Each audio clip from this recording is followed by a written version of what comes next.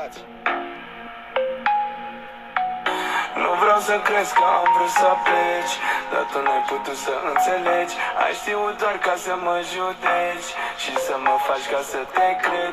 Cum puteai să îmi spui că mă iubești când ne iubeam, nu îți mai amintești? Toată povestea noastră de iubire s-a terminat, dar îți promit că tu o să regreți că s-a terminat. Ai plecat, am plecat, ne doare pe amândoi, dar știu 100% că tu o să regreți că s-a terminat. Ai plecat, am plecat, ne doare pe amândoi, dar știu 100% că ești o nebunatică.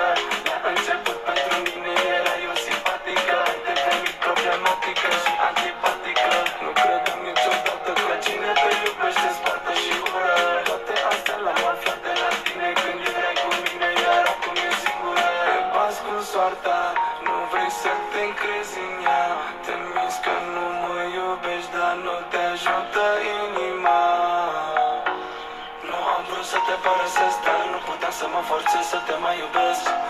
Știu că s-a terminat, dar tot mă doare atunci când îmi amintesc. O să regreți că s-a terminat.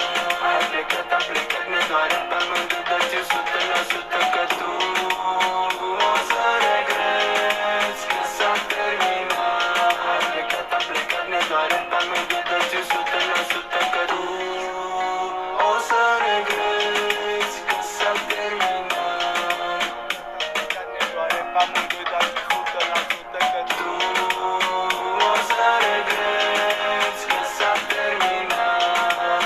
am plecat, ne doare pe amândoi, dar știu 100% că Te bați cu soarta, nu vrei să te încrezi